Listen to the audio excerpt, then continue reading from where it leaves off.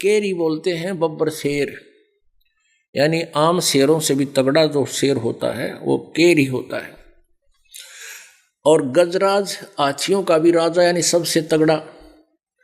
तो क्या बताते हैं कि ऐसी तुलना कर रहे हैं कि कभी यो काल को तो ये समझ लो ये हाथी है, यानी हाथी एक शेर ने छोड़ के, बब्बर शेर ने छोड़ के बाकी किसी भी प्राणी के वो दाब नहीं मानता, सबसे प्रबल होता है।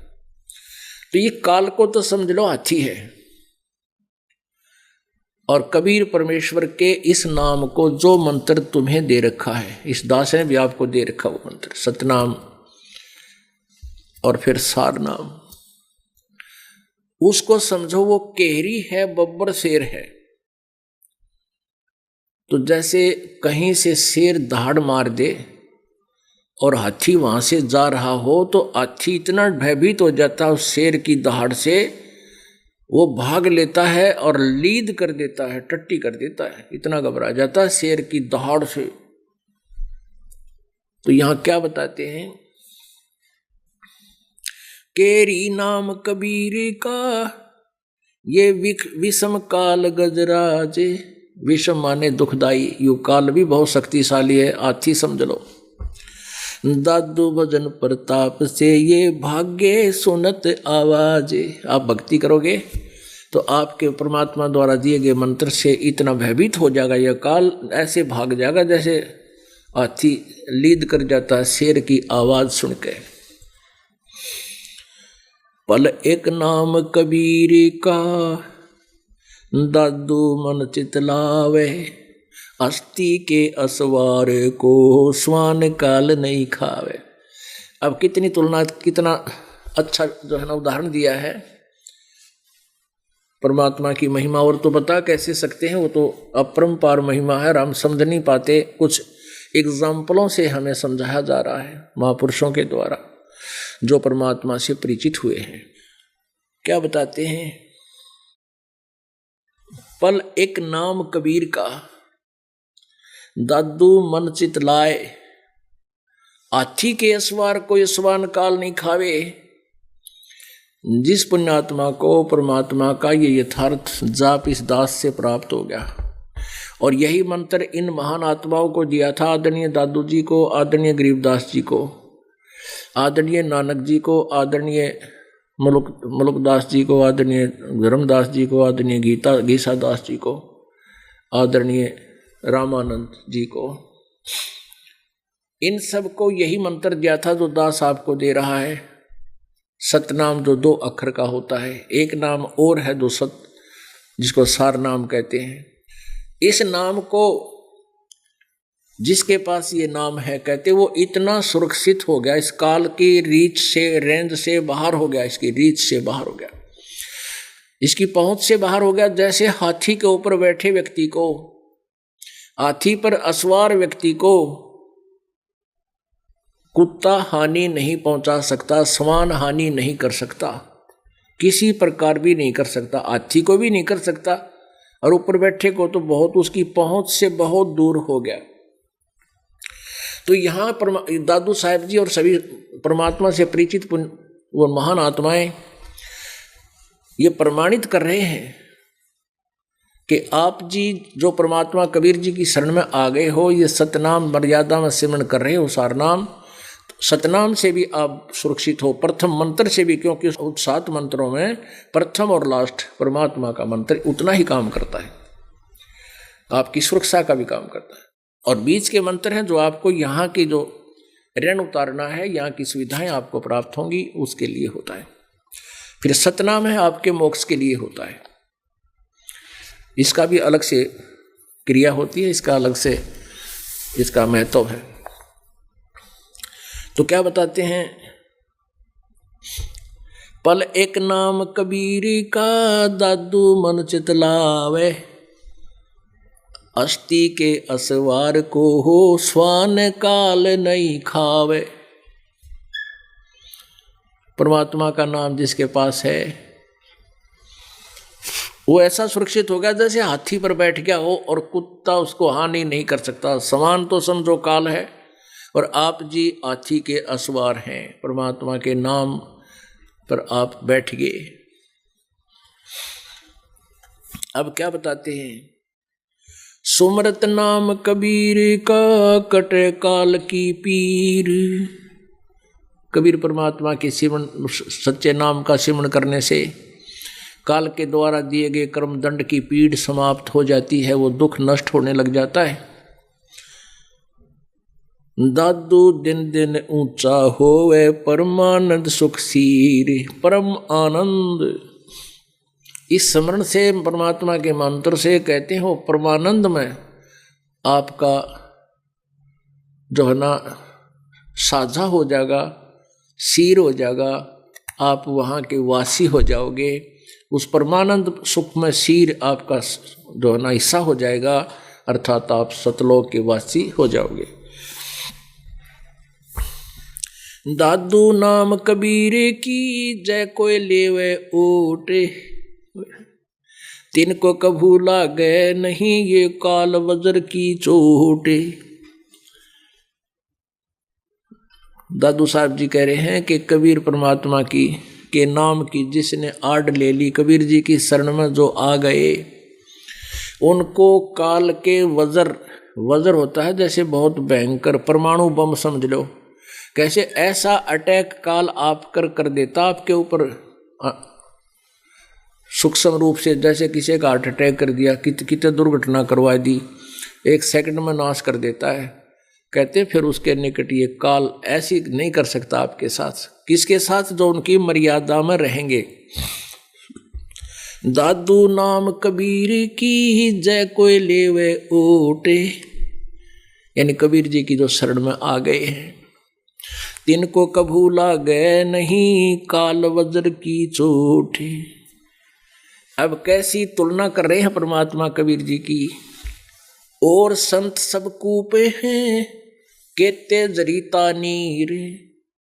दादो अगम अपारे है ये दरिया सत्य कबीर। ओए होए, अब प्रश्न चल रहा था कि जैसे धर्मदास जी ने प्रश्न किया था परमेश्वर कबीर जी से कि श्री कृष्ण जी ने ताम्रध्वज को जीवित कर दिया था, जो राजा मोरध्वज के पुत्र थे, आरे से बीचों बीच कटवा दिया था। आरा देखा, करौंत, जिसे लकड़ी काटी जाती है, लंबे दांतों वाला लोहे की पतली सी चद्दर का बना हुआ था, बना हुआ होता, दोनों तरफ हैंडल होते हैं और चलाने वाले दोनों तरफ से पकड़ कर उस आरे को, करौंत को ऐसे चलाते हैं, बीच में लकड़ी को आर पार काट देता है। ऐसे श्री कृष्ण जी और अर्जुन एक साधु रूप बनाकर राजा मोरध्वज के घर गए थे। वो अपने पुत्र को राजगद्दी देने के उपलक्ष्य में कोई अनुष्ठान कर रहा था। साधु संतों को भी आमंत्रित किया गया था। तो ऐसे लंबी कहानी है। तो कहते हैं उस कृष्ण जी ने उर्फ विष्णु जी ने मोरध्वज का पुत्र ताम्रध्वज की मृत्यु हो गई थी, फिर जीवित कर दिया था। इस आधार से भगवान मान लिए। तो परमात्मा ने बताया था, धर्मदास, जब श्री कृष्ण जी का सगा भांजा अभिमन्यु महाभारत के युद्ध में प्रथम दिन ही चक्रव्यूह में मारा गया था, उसको भगवान श्री कृष्ण जीवित नहीं कर सके। जो कि भगवान श्री कृष्ण भी रो रहे थे, पांडवों का कुल नाश हो रहा था और उसकी सगी बहन सुभद्रा भी रो रही थी। उसको जीवित क्यों नहीं कर सके? अब पुण्यात्मा यहां आता है प्रसंग, आयु की, आदमी की आयु घटे तब यम घेरे आए और सुमरण किया कबीर का, दादू लिया बचाए। अब धर्मदास जी कहने लगे, जी मुझे तो ज्ञान नहीं, आप ही बताओ। तब कबीर जी ने बताया, परमेश्वर जी ने, कि भाई जो ताम्रध्वज को आरे से कटवा कर मृत हो जाने पर भी श्री कृष्ण जी ने जीवित कर दिया।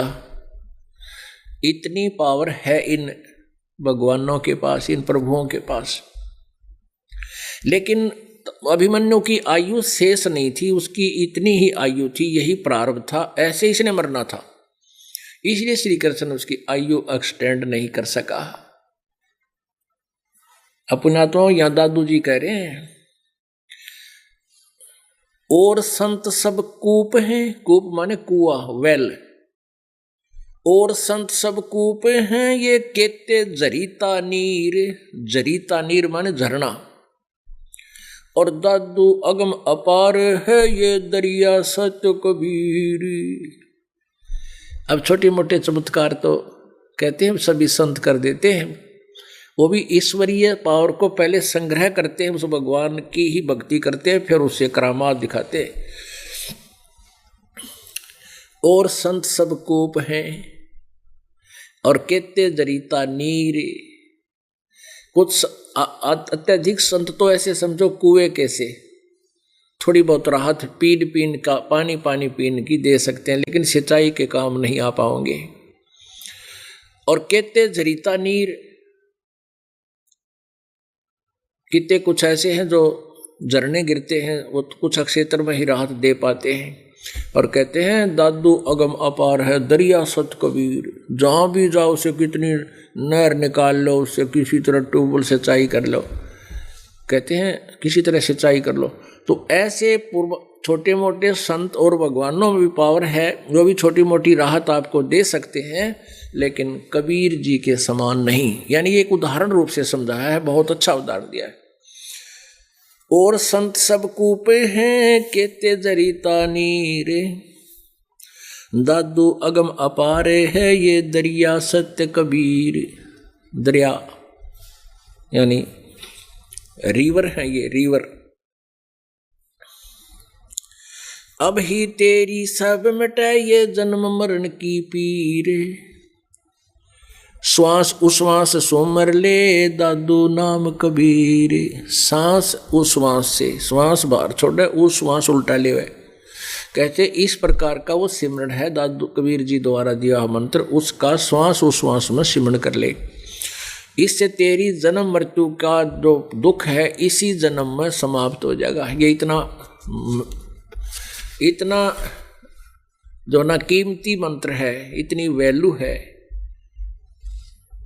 इस मंत्र में, इतनी पावर है, इतनी शक्ति है। अब ही तेरी सब मिटे या जन्म मरण की पीरे, श्वास उश्वास सुमर ले दादू नाम कबीर। कोई सरगुण में रीझ रहा कोई निर्गुण ठहरावे, कहते कोई तो भगवान ने सरगुण बताया है, कोई निर्गुण कह रहा है। और ये सरगुण निर्गुण क्या बताते हैं, कहते हैं भगवान तो निर्गुण है, निराकार है, दिखाई नहीं देता। और सरगुण भगवान भी है, वो कैसा है कि जो संसार दिखाई देता है, ये पृथ्वी चांद सितारे पहाड़ पत्थर, ये भगवान है, ये साकार है। अरे तेरा भला हो, ये ऐसा परमात्मा है। तो फिर परमात्मा की क्या तलाश करती हो, भगवान हमने दिखने लग रहा है, दिखाई दे ही रहा है। ऐसी ऊट पटांग उआ बाई की छोरी सिद्धांत इन लोगों का था जो परमात्मा से अपरिचित थे। कहते कोई सरगुण में रीत रहा, कोई तेनों बता दे देखो ये भगवान का साकार रूप है जो दिखाई देता। हा हा हा, बड़ा खुश होते हैं श्रोता भी, बेचारे भोले वाले होते हैं, वो तो स्वीकार करना ही है। अब टीचर जो उत्तर देगा विद्यार्थियों के लिए फाइनल होता है। अब विद्यार्थी ऑब्जेक्शन नहीं कर सकते अध्यापक के उत्तर में। तो ऐसे ही भोली श्रद्धालुओं को ये मूर्ख बनाए रहे ये अज्ञानी संत आध्यात्मिक टीचर। कोई सरगुण में रीझ रहा कोई निर्गुण ठहरावे, दादू गति कबीर की मोह से कहीं ना जावे। दादू जी की सतिथि को कबीर जी परमेश्वर जी की महिमा को कहते मैं कोई गुणगान नहीं कर सकता, ये जो तुम निर्गुण सरगुण कह रहे हो इससे नहीं, ये तो कोई और व्यवस्था है। और परमात्मा ने कहा था सभी संतों को जो इनसे जिनको भगवान मिले थे कि इस यथार्थ ज्ञान को अभी प्रकट ना करना और इस यथार्थ मंत्र को भी नहीं बताना, तुम जाप करो, अपना पीछा छुड़वाओ और अपना ये वाणी में एफिडेविट दे देना। अमृतवाणी में महिमा गा दी और छोड़ दिए। इन्होंने खुद मंत्र जाप किए लेकिन अन्य किसी को नहीं बताए। अब इस दास के ऊपर रहम किया, आप जी के ऊपर मेर की मालिक ने। अब ये खजाना खोल दिया भगवान ने, यह ट्रेजरी का ताला तोड़ दिया, इस अनमोल मंत्र को आपके सामने प्रकट करवा दिया।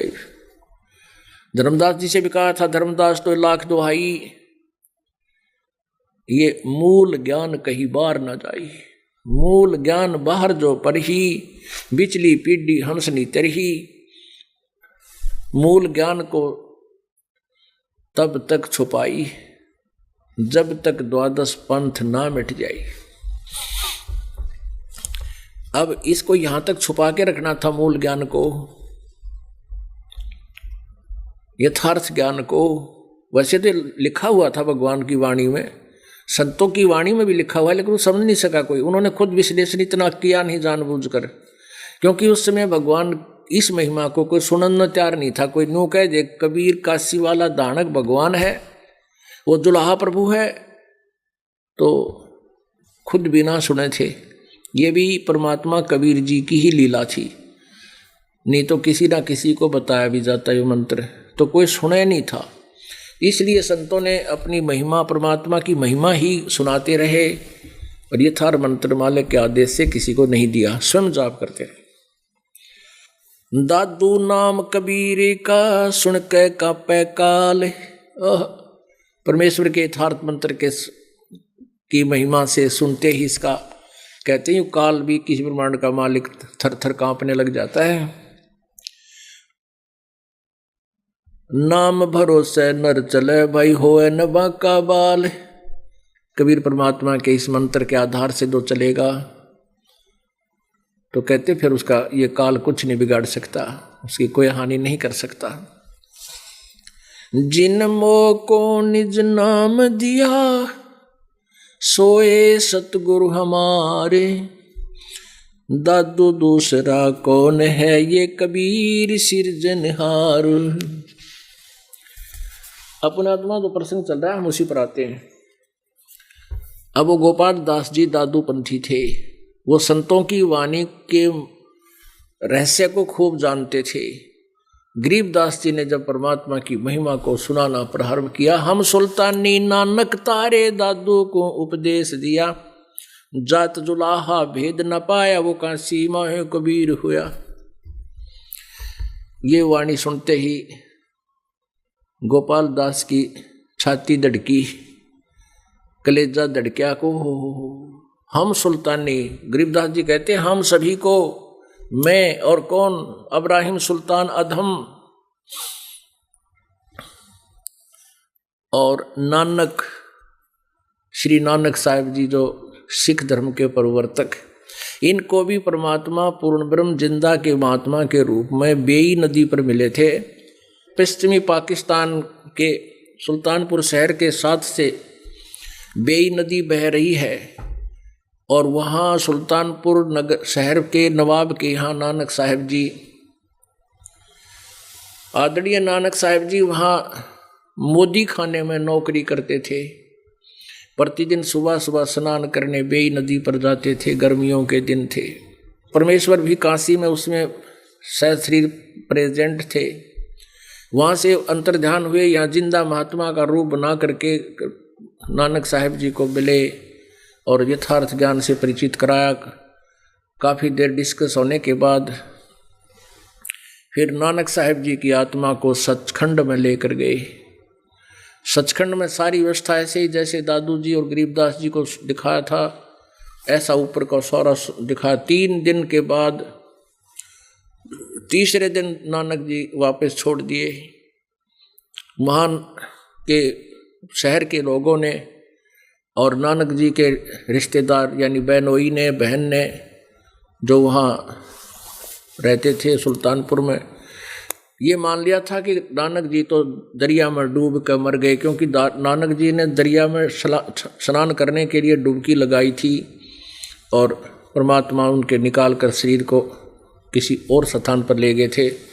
वहाँ चर्चा की काफ़ी देर, फिर सतलोक सचखंड में लेकर गए उनकी आत्मा को। तीसरे दिन वापस छोड़ा था और वहाँ सचखंड में बता दिया था कि मैं बनारस के अंदर एक धानक रूप में रहता हूँ, जुलाहा रूप में रहता हूँ। नानक जी ने नौकरी भी त्याग दी, फिर पहली उदासी में बनारस को चल पड़े और वहाँ जाकर देखा कि वो परमात्मा जो सतलोक में देखा था और वहाँ बैठा एक खड्डी में एक खड्डी होती थी ऐसे जुलाहे जो कपड़ा बुनने के लिए प्रयोग करते थे, नीचे थोड़ा गड्ढा बना लेते थे, 2 जगह लठ से गाड़ लिया करते, उनका लंबा सूत बांध कर फिर ऐसे बुनते थे, धागा और पार निकालते थे। जब वहां जाकर देखा कि ये दानक ये तो सतलोक लेकर गया था मुझे, और वहां सचखंड में भी ये स्वयं परमात्मा है। उसी समय नानक साहब जी ने अपनी वाणी अमृत वाणी में कहा था, फाई सूरत मलुकी वेश, ए ठगवाड़ा ठगी देश, खरा सियाणा बहुता भारी, धानक रूप रहा करतार। आंखों में आंसू आ गए और जैसे बड़ी उमंग में आवाज लगाते हैं, देखो रे लोगों, देखो ये भगवान रहा। अब उनकी आवाज को सुनकर आसपास के जुलाहे इकट्ठे तो हो गए, और नानक जी ये कहे कि ये धानक रूप रहा करतार, ये रहा भगवान, ये परमात्मा है, पूर्ण ब्रह्म है, सतपुरुष है, ये सतपुरख है। तो वो दुल्हाई नो कहें कि ये पंजाब का आदमी, ये भगवान बतावे, इसने पता नहीं के जादू तंत्र कर दिया इस भोली आत्मा पर, इस कबीर ने, नीरू के बेटे ने। वो वहां के, क्योंकि कहते हैं घर का जोगी जोगड़ा, बाहर का जोगी सिद्ध। अब नहीं माना कोई भी, तो परमात्मा ने कहा, प्यारी आत्मा, ये काल का जाल तोड़ना है, आपकी कोई नहीं सुनेगा, आप अपनी भक्ति करो और सतनाम दूंगा आपको जब आपका मोक्ष होगा। तब उन्होंने जो ऊपर नजारा देखा था नानक जी ने सतलोक का, और फिर परमात्मा को वहां देखा था, फिर उसने कहा था सतनाम से मोक्ष होगा और मैं दूंगा तुझे वो सतनाम, विश्वास रख कुछ समय और भक्ति कर। पहले 5 नाम दिए थे, इन 5 नामों की साधना कर।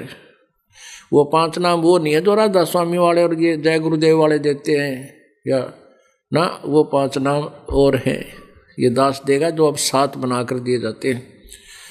तो 5 नाम का जाप किया, सतनाम की इंतजार की। तब क्या कहते थे, वाहे गुरु सतनाम, वाहे गुरु सतनाम, कि ये वाहे गुरु। गरीबदास जी ने बताया कि झांकी वे कबीर की नानक की तीवा, और वह सिखा के गल पड़ी कौन छुटावे था।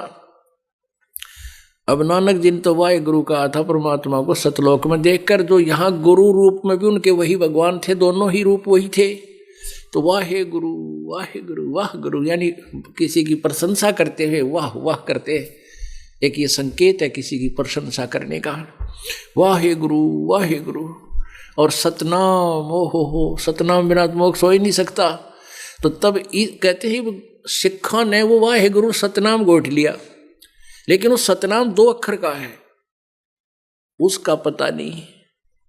तो यहाँ गरीबदास जी कहते हैं झांकी वेख कबीर की, झांकी माने नजारा। जैसे 26 जनवरी पर आप देखते हो गणतंत्र दिवस पर सभी राज्यों की झांकियां निकलती हैं, उनके अंदर जो भी चीज हो रहा है, जो भी प्रोग्रेस है, कोई ऐसा कोई धार्मिक स्थल है या कोई प्लांट लगा है, उसका एक मॉडल बना करके किसी ट्रैक्टर वगैरह में ट्रेला में रखकर घुमा आगे सबको दिखाते हुए चलते हैं, और दर्शक उसको देख करके उस प्रांत में जो भी प्रोग्रेस या जो भी कोई ऐसा स्थल होता है उसको जानते हैं, उसकी जानकारी प्राप्त करते हैं, उसको झांकी बोलते हैं।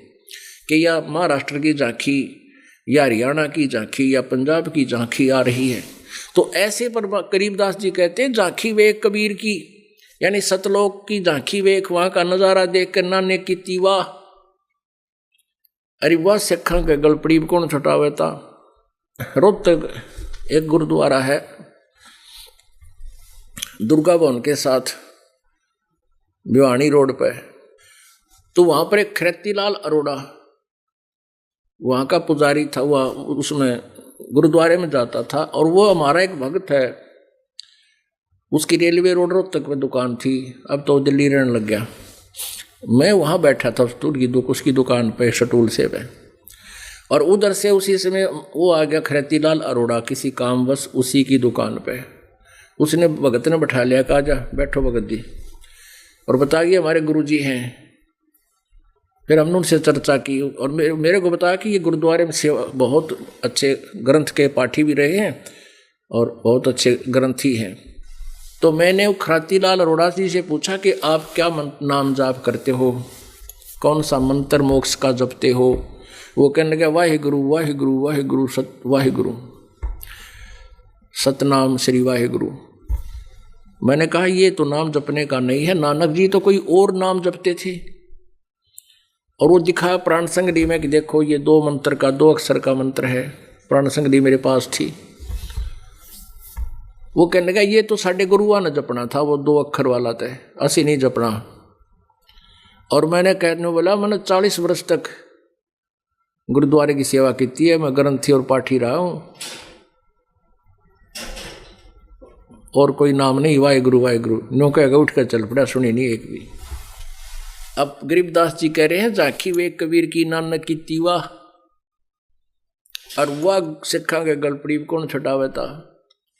अपने आत्माओं इस प्रकार जब परमेश्वर की महिमा को गरीबदास साहिब जी ने बताया, हम सुल्तानी नानक तारे दादू को उपदेश दिया, जात जुलाहा भेद न पाया वो का सीमाए कबीर हुआ। अब वो गोपाल दास भी चक्कर में पड़ गया और हाथ जोड़ कर नो बोला, हे महात्मा जी। वो 60-65 साल का व्यक्ति एक 13 वर्षीय बालक को करबद्ध होकर खड़ा हो गया और कहने लगा कि हे महाराज जी ये वाणी लिखवा दो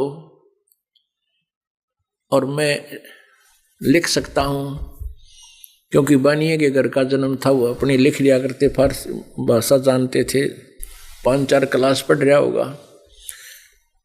और गरीबदास जी वहाँ से चल पड़े और गांव के मौजूद व्यक्ति जो वहाँ उपस्थित थे, जो उस बच्चे को इलाज के लिए लेकर गए थे, ट्रीटमेंट के लिए, उन्होंने सोचा ये बाबा जी भी पागल हो गए इसके साथ है, इस बालक के बोले बच्चे के साथ साथ हो लिया, हाथ जोड़े फिर रहा है। उन्होंने सोचा इसका भी असर हो गया। अब गरीबदास जी आगे और वो 65 वर्षीय वृद्ध पाछे और कह महाराज जी वाणी लिखवा दो। तब गरीबदास जी ने कहा जब पूरी लिखे तो लिखवाऊं भाई, कदे बीच में छोड़ के बाजा। महात्मा अक नहीं जी, मेरा घर पे कोई काम रहा ना, बालक बच्चे शादी कर दी, मैं तो संन्यास लिए हुए हूँ, इस शरीर आपके नाम है। तो उस गोपाल दास जी ने कहते हैं 6 महीने तक गरीबदास जी का एक बेरी का बाग था, बेरी का बड़बेरी का बोलते हमारे का ना, वो बेरी का एक बाग था, उसमें एक जाटी का पेड़ था। उधर पहले सिंचाई साधन नहीं थे, ऐसे ही ये ऐसे फलदार वृक्ष होते थे। जैसे राजस्थान में स्थिति ऐसी उस क्षेत्र की स्थिति थी, तो वहाँ जाटी वगैरह ज़्यादा हुआ करती है। तो वहाँ जाटी के पेड़ के नीचे बैठकर दोनों गरीबदास जी बोलते थे और गोपाल दास लिखते थे। तो वो जो वाणी संग्रह की गई और भी बाद में जो चलते फिरते कभी बोलते थे तब भी लिख ली जाती थी। तो उन सभी वाणी का संग्रह परमात्मा की आंखों देखी वाणी जो मालिक के साक्षात्कार के बाद गरीबदास जी ने बोली, उनका संग्रह कर लिया गया। अब वो प्रिंट करा लिए गए हैं। पहले हाथ से लिखा हुआ था, हाथ से लिखे हुए का ही पाठ प्रारंभ हो गया था पहले। तो गरीबदास जी ने ये दिन, जिस दिन परमात्मा मिले थे, सतलोक से चलकर आए थे, उनको दर्शन हुए थे, उपदेश दीक्षा मिली थी, उस दिन को बोध दिवस रूप में उसी दिन से पूज्य मान लिया था। और ये 4 दिवसीय सत्संग, ये फाल्गुन सुदी द्वादशी, फागण उतरते की द्वादशी के उपलक्ष्य में कि परमात्मा इस दिन सतलोक से चलकर आकर अपनी प्यारी आत्मा गरीबदास जी को मिले थे। और गरीबदास जी को जो ज्ञान दिया, उस ज्ञान को गरीबदास जी ने लिपिबद्ध करवा कर हमें देकर गए, वो अमानत और एफिडेविट है उनका कि हमने भगवान को देखा। हम सत साहेब जाना रे, गरीबदास जी कहते हमने सत साहेब जाना रे, हमने सत साहेब को देखा रे, उस अविनाशी परमात्मा को देखा रे। जैसे कल आपको एक शब्द सुना था, वही गरीबदास जी के द्वारा वर्णित अपनी अमृतवाणी में लिपिबद्ध है।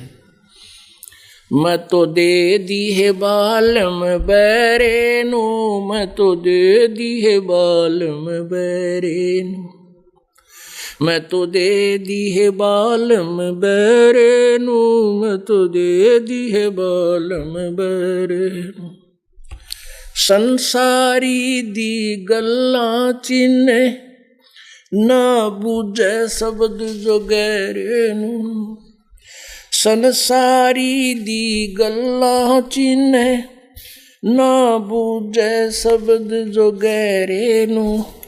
मुर्दों से ती प्रीत लगावे, न जाने सतगुरु मेरे नू। मुर्दों से ती प्रीत लगावे, न जाने सतगुरु मेरे नू। मैं तो दे दी है बालम बैरे नू, मैं तो दे दी है बालम बैरे नू। श्वेत छतर सिर मुकुट बिराजे, देखत ना उस चेहरे नू। श्वेत छतर सिर मुकुट विराजे, देखत ना उस चेहरे नू।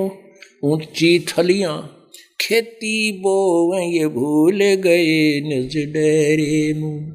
ऊंची थलियां खेती बोवे, ये भूल रहे निज डेरे नू। मैं तो दे दी है बालम बैरे नू, मैं तो दे दी है बालम बैरे नू।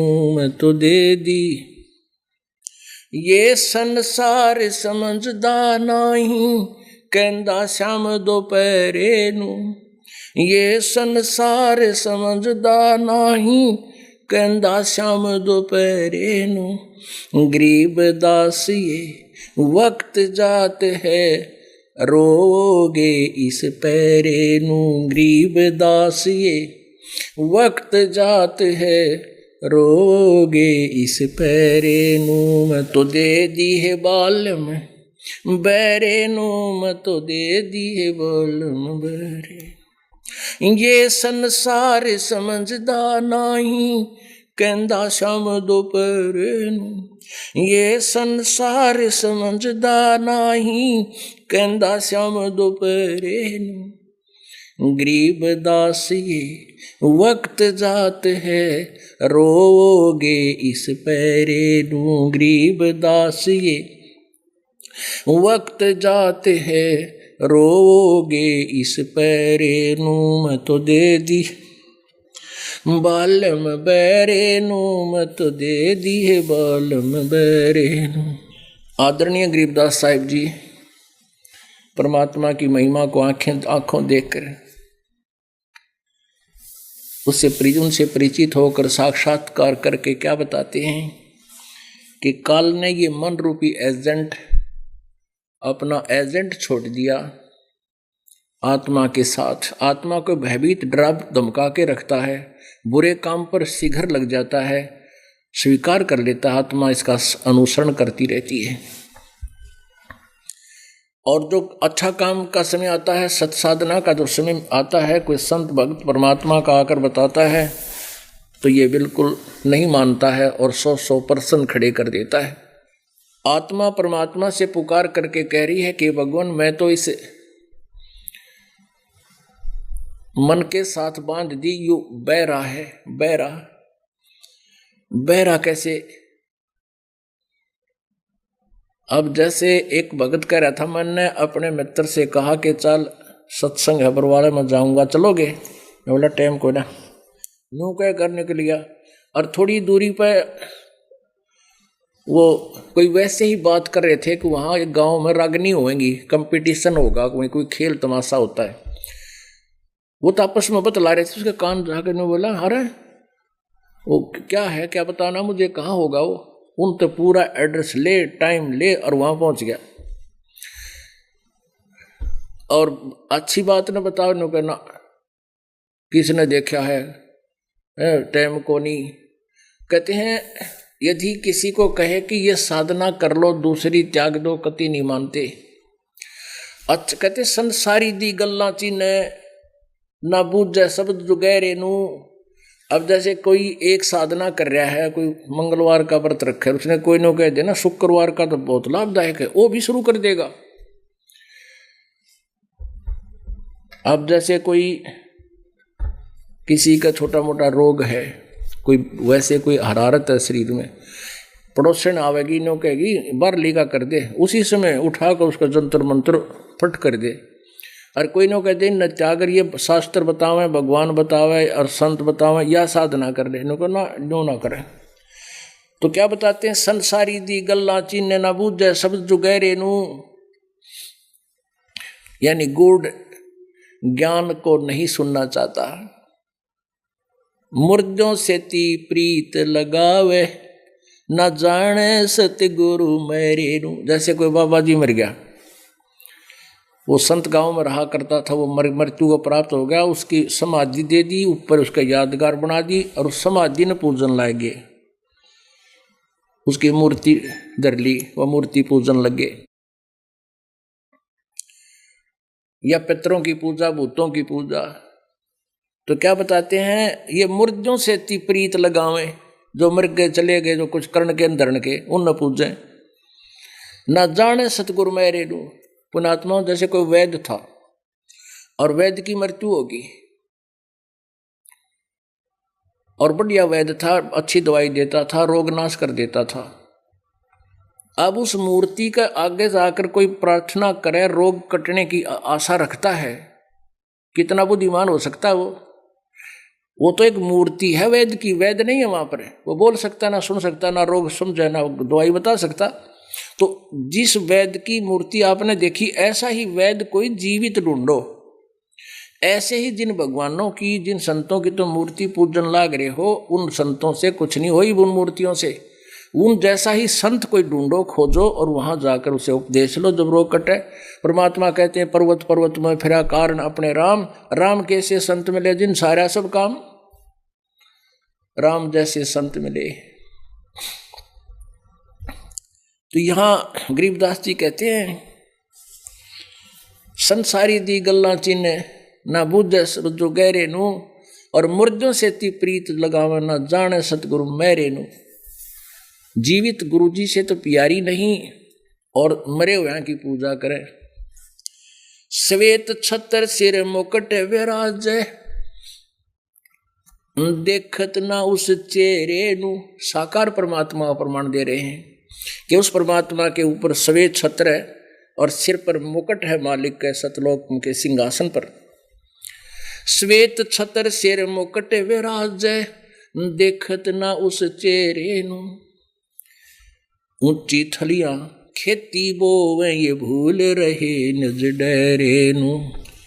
अब क्या बताते हैं कि जैसे हम किसान होने के नाते इस दास को काफी बीटर एक्सपीरियंस है। एक तो डहर होती है, झील का स्थान, समतल क्षेत्र, बढ़िया उपजाऊ स्थान। पहले वर्षापात आधारित थे सभी, जैसे ये जिस समय वाणी बोली गई, तो वहां ऊपर ऊपर थली होती है, ऊंचे ऊंचे टीले। कहते तुम उस डहर को भूल रहे हो जो उपजाऊ है, और उन टीलों का, उन थलियों का वर्षा हुआ जल भी उस डहर में आकर ही सिंचाई में सहयोग देता है। और थलियों पर दाना होनी 2 किलो और डहर में हो जा मनमान 40 मन। कहते तुम उस डहर वाले खेत को भूल गए जो उपजाऊ है, जो तुम्हें धनी बनावेगा, तुम्हारे को खूब अन्न दे, उसका प्रयोग नहीं कर रहे हो, उसको नहीं जोत रहे हो, और ऊंची थलियों पर बीज बोए बैठे हो, वहां दाने हो नहीं रहे, वहां कनक हो नहीं रही, तुम कंगाल होगे। यानी एक पूर्ण परमात्मा की भक्ति ना करके आन उपासना, अन्य देवताओं की पूजा कर रहे हो, वो थली पूज रहे, थली बो रहे हो, खेती कर रहे हो थलियों पर। ऊंची थलियां खेती ही बोवे ये भूल रहे निज डेरे नू। निज माने अपने डहर को, अपने भगवान सतपुरुष पूर्ण ब्रह्म परम अक्षर पुरुष की पूजा भूल गए हो, जो तुम्हें भक्ति से और यहाँ सांसारिक सुखों से भी परिपूर्ण करे। उसकी पूजा ना करके तुम तो ऊंची थलियों आन देवताओं की पूजा कर रहे हो। फिर बताते हैं, ये संसार समझदा नाही कहंदा श्याम दोपहरे गरीब दासिये वक्त जात है रोगे इस पैरे नू। गरीब दासिये वक्त जात है रोगे इस पैरेनु। अब क्या बताते हैं गरीबदास साहिब जी भगवान की महिमा से परिचित होने के बाद हमें जागृत कर रहे हैं कि ये संसार समझदा नहीं कहंदा श्याम दोपहरे नू। ओए होए, जून का महीना हरियाणा, पंजाब, राजस्थान, उत्तर प्रदेश, मध्य प्रदेश का यह क्षेत्र हो, और जून के महीने में दोपहर के समय 12 बजे और धूप में कोई पड़ा हो, वो कैसा व्यक्ति हो सकता है? जिसने नशा कर रखा हो, शराब पी रखी हो या किधर भांग घोट के पी रखी हो, और उसके पसीने आए हुए हैं, मुंह में झाग आए हुए हैं, प्यासा मर रहा पड़ा है ऐसे, उसको कोई कहे कि भाई उठ ले और चल तुझे छाया में लिटा देता हूं, तेरा बहुत बुरा हाल है, तो वो क्या कहता है शराबी? वो कहता है छेड़ना मौज हो रही है। अब उसका मुंह में झागा रे, पसीना पसीना रेत में पड़ा है, और मौज हो रही है, छेड़ा मत। तो पुण्यात्माओं, कबीर साहब कहते हैं, कबीर ये माया अटपटी और सब गट आण अड़ी, किस किस न समझाऊं या कुआ भांग पड़ी। इस माया काल की माया का जिसका नशा हो रहा है उसने कह के देख लो, का जो भक्ति कर लो सुख हो जाएगा, ना मौज हो रही है। कोर्ट में मित्र या रिश्तेदार आपस में मिलते हैं और हैंड शेक करते हैं और पूछते हैं क्या हाल है, मौज हो रही है? अरे कोर्ट में और मौज का कौन सा मेल है? महा दुखी प्राणी जाता है कोर्ट में, कोई झूठा सता रखा हो या खुद किसी ने दुखी कर रहा हो, तो कोर्ट में मिलेंगे तो भी नहीं होगा मौज हो रही है, या कैण की मौज है। हाथ हटते ही अरे नु चिंता रहे कदे गवाह क्या हो, हे भगवान कदे गवाही दे जा, पता नहीं वकील आया होगा कि ना आया होगा, आज केरा एडी घी बंदी रहती है इंसान की, और वहां भी नहीं होगा क्या हाल है, अब मौज है। परमात्मा कहते हैं ये संसार समझदा नहीं कंदा श्याम दोपहरे नू। जून का महीना 12 बजे हरियाणा के क्षेत्र में बाहर पड़ा, अन्यों का क्या अलग ना, बस ठंड है, मौज है, श्याम है, यानी ठंड तो श्याम ने हुआ करे। कहता है ये संसार समझदा नहीं कहंदा श्याम दोपहरे नू। इस काल के लोक में दोपहर ही दोपहर है, यहाँ श्याम नहीं है, यहाँ सुख नहीं है। इस पॉइंट से भी गरीबदास साहब जी कह रहे हैं, और फिर निष्कर्ष देते हैं ये संसार समझदा नहीं कहंदा श्याम दोपहरे नू। गरीबदास ये वक्त जात है रोगे इस पैरे नू। ओए होए, कहते हैं रोया करोगे, ये मनुष्य जिन बार बार नहीं मिलेगा। अगर ये सत साधना जो हम बता रहे हैं ये नहीं की तो फिर रोया करोगे इस समय को, ये मनुष्य जीवन हाथ से चला जाएगा। फिर कुत्ता अपने के ऊपर ना मुँह करके देखे होंगे आपने गली में रोते हुए कुत्ते, रात न करो ईब आ के है, ईब तो आ होली तरी। कहते हैं अच्छे दिन पाछे गए गुरु से किया ना हेत, अब पछतावा के करे भाई चिड़िया खागी खेत। तो परमात्मा बताते हैं समझा है तो सिर धर पाऊं और बहोर नहीं रे ऐसा दाव। बोलो सतगुरुदेव। परम पिता परमात्मा सारी सृष्टि के रचनहार कुल मालिक कबीर परमेश्वर जी की असीम कृपा से आप जी को ये सत्संग सुनने को मिला।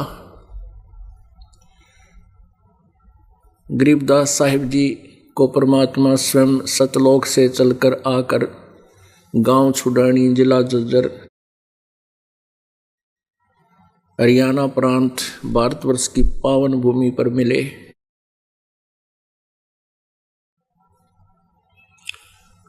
परमात्मा अपनी वाणी में कहते हैं गोता मारूं स्वर्ग में जा बैठूं पाताल, और कह कबीर ढूंढता फिरूं अपने हीरे मोतीलाल। अब यहां इस वाणी में गरीबदास जी की तरफ से लिखा है, लेकिन महिमा परमेश्वर ही की है। गरीबदास ढूंढता फिरूं अपने हीरे माणिक लाल, यानी गरीबदास जी तो लिख रहे हैं, लेखक है, और महिमा परमेश्वर ही की सुना रहे हैं। ये फाल्गुन सुदी द्वादशी, फाल्गुन उत्तरते की द्वादशी, यानी द्वादश देसी भाषा बोलते। ये वो शुभ दिन है जो हमसे कभी नहीं भूला जा सकता। क्योंकि इस दिन परमात्मा ने एक नई ज्योत जगाई थी। वैसे तो ज्येष्ठ सुधी पूर्णमासी सन 1398 संवत 1455 का दिन अद्वितीय है।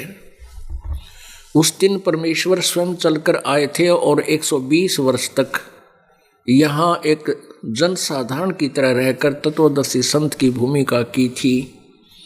और परमात्मा तो वो थे ही थे, लेकिन वो समय बहुत बीत जाने से और बीच में कबीर पंथ के अंदर काल के दूत घुस जाने से परमेश्वर की अमर वाणी में कुछ फेर बदल कर दिया था। उस सच्चिदानंद घन ब्रह्म की वाणी को पुनः सुचारू करवाने के लिए, उसको यथार्थ रूप में लाने के लिए परमेश्वर ने अपनी प्यारी आत्मा गरीबदास जी को माध्यम बनाया। उसके लिए वो परमात्मा स्वयं ही चलकर आए। संवत 1774 फाल्गुन सुदी द्वादशी को वो परमात्मा पुनः आए और गरीबदास जी को अपने यथार्थ स्थान सतलोक की जानकारी दी, उनको साथ लेकर वहां गए। उसके बाद गरीबदास साहिब जी को वापस छोड़ा और गरीबदास साहिब जी ने फिर ये अनमोल ज्ञान लिपिबद्ध करवाया, जो आज हम प्राणियों के लिए एक वरदान सिद्ध हो गया। गरीबदास साहिब जी ने अपने परमात्मा की महिमा सुनाते हुए अपनी अमर वाणी में कहा है, जो चेला सतगुरु का होई, हमारी चाल चलेगा सोई। जो परमात्मा कबीर जी का बच्चा होगा वो तुरंत ही लोकवेद को छोड़कर हमारे वाली ही चाल यानी उसी मार्ग पर चल पड़ेगा। सपतपुरी का भेद अभेदा, सतगुरु मिले मेर दंड छेदा। अंत कोट जहाँ शंकर से सा, हरदम हाजिर रहते पेशा।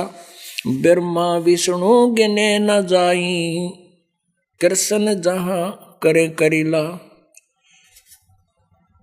सुख सागर की सिंध समाई। ब्रह्मा विष्णु गिने नहीं जाई, सुख सागर की सिंध समाही। नाद नाद नारद तिरकाली, शब्द महल में लागी तारी। कोटि कृष्ण जा करे करीला, ऐसा अनहद रास रसीला। अब परमात्मा कबीर परमेश्वर जी की महिमा को सुनाते हैं। उसके विषय में गरीबदास साहिब जी ने अपनी अमृतवाणी में लिखा है, को जागीर तुम्हारी शुभम, कौन धाम रहते महबूबम। गरीबदास जी अन्य संतों से गोष्ठी किया करते थे, तो क्या बताते थे, को जागीर तुम्हारी शुभम, कौन धाम रहते महबूबम। कौन नाम तुम जग में दीन्या, आत्म तत् को कौन विद चीन्या। आत्म तत् का करो बिचारा, सब गट एक बोलन हारा। हम तुम हम एक अंसा, एक जात एक कुल बंसा। एता भेद समझ बे भोंदू, किसको कहते तुर्क और हिंदू। सरबंगी साहेब सैलानी, रमता राम सकल परवानी। सत्यलोक का भेद न भेद्या, अष्टकमल दल तुम नहीं छेद्या। जो तुम ऐसे ब्रह्म ज्ञानी, तो सत्यलोक की कहो निशानी। अवगत नगर हमारा बासा, भेद अभेदा निर्गुण रासा। हम आदि अवगत फुरमानी, हमरा भेद नहीं कोई जानी। धर अंबर नहीं पौन न पानी, जा दिन की हम कहाँ निशानी। शंख जुगन शंख जुगन परले परवाना, जा दिन का हम कागज ठाना। कबीर पुरुष के ऐदी आए, ही पूर्ण ब्रह्म ज्ञान हंसा समझाए। पत्थर पाहन कमल जमावा, घर घर सिद्धा भक्ति पठावा। 14 तबक हमारा डंका, धर्म राय मानत है शंका। हम ऐदी हैं दुर के भाई, जम किंकर पर हमरी धाई। हम ऐदी हैं दुर के भाई, जम किंकर पर हमरी धाई। सतलोक के हम सैलानी, आत्म तत् से पलटा बाणी। आद अंत का करो विचारा, जिससे उपजा यो संसारा। ओंकार अष्टंगी माया, जिन ब्रह्मा विष्णु महेश्वर जाया उत्पन्न किए। 5 तत्व का पिंड ब्रह्मंडा, जामै नदी 18 गंडा। 184 है चौखानी, जाकी बेड़ी वेद कुरानी।